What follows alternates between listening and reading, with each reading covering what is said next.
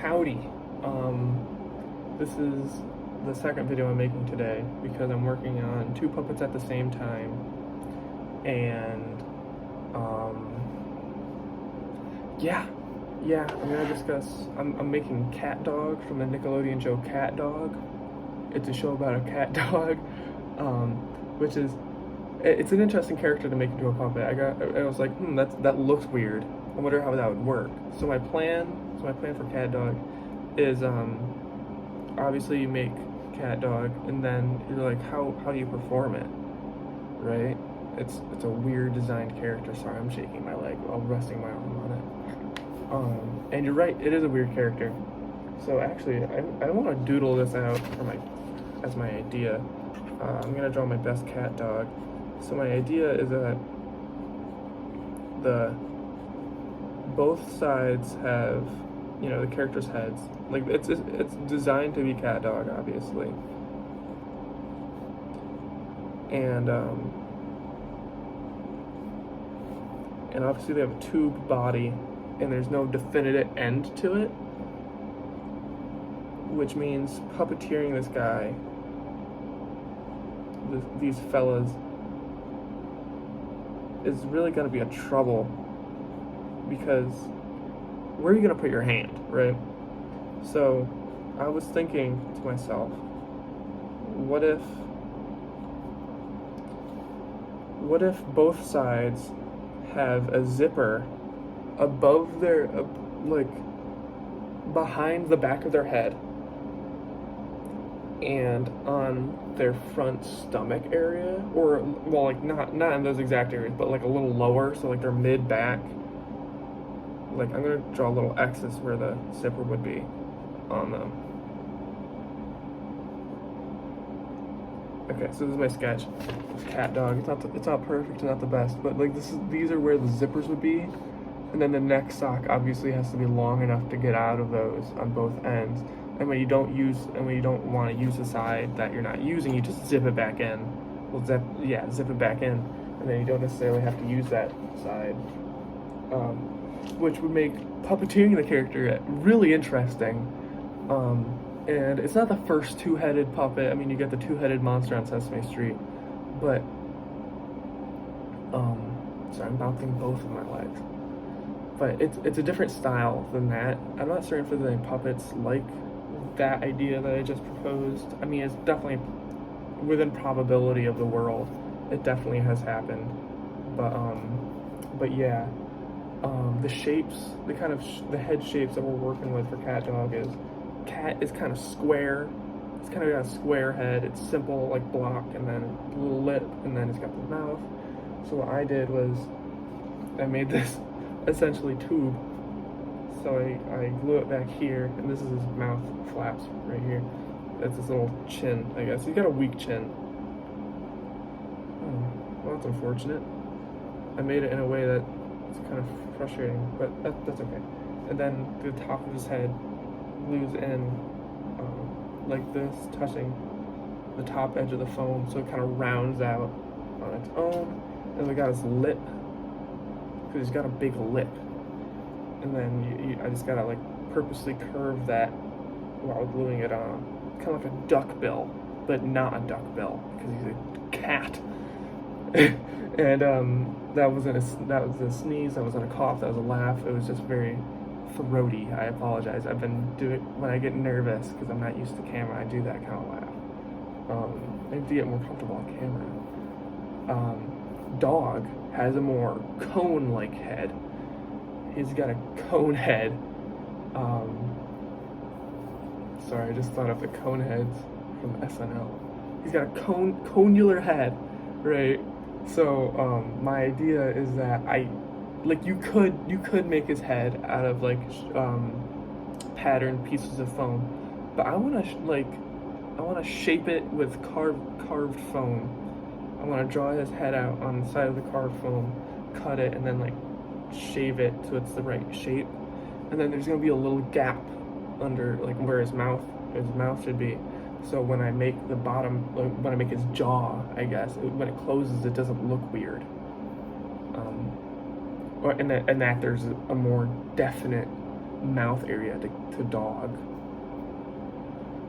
So his pattern, unfortunately, isn't very crazy. It's kind of a teardrop shape. Not really a teardrop shape. It's like a shoe, but like this is what I'm gonna draw onto the foam, and then I'm gonna shave it down so it looks like dog. The biggest problem with carved foam, if you don't know, is that you just gotta get in there and cut the insides all out, and then take it out so you have enough hand room. And I'm not very good at that. But I'm at the same time also a big fan of Gonzo from the Muppet Show, and he's all carved foam. So now I got this carved foam Gonzo head, which I'm really proud of. But it's a little weird on the inside, and I'm not gonna put it in the iMech like he does in the actual show, movies. I don't know. And his head looks really big. So maybe I made him too big.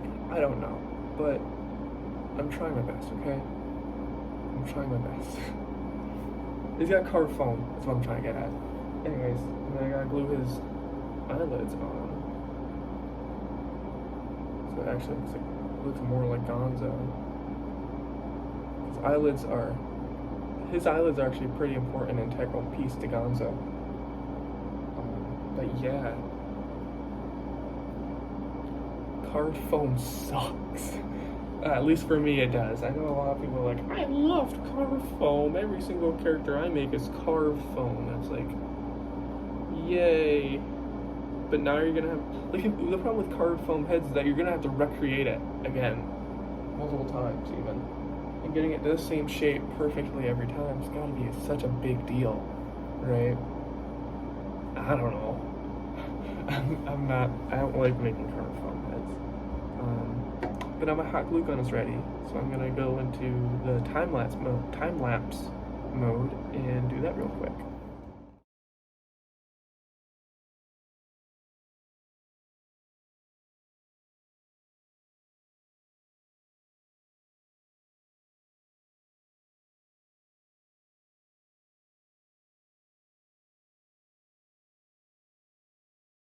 This is gonna be the fun part of building Cat from CatDog.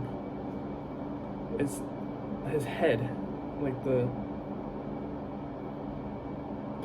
flat part of the top of his head, because naturally, you want to make a round shape, but he does not have one. It's just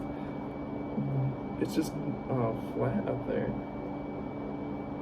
which is immediately frustrating from someone who needs to build a puppet based on this character, because there's no pattern to make a flat head that isn't this, and this looks weird and it feels weird to do, and it's frustrating. Anyways, I'll deal with it.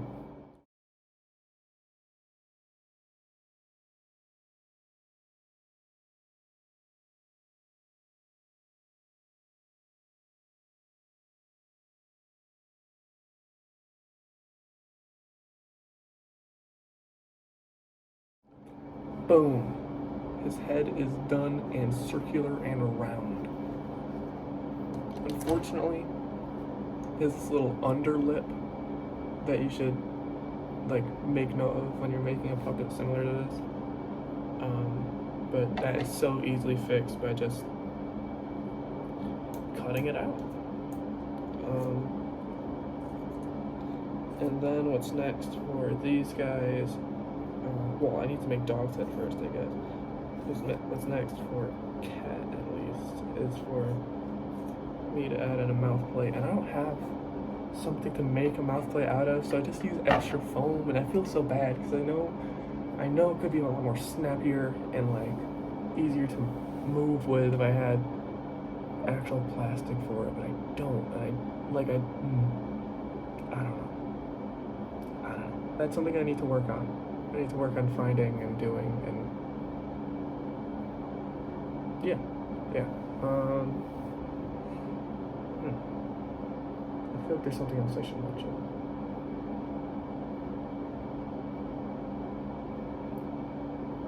Puppetry's difficult, and it's great to find people who want to do it with you.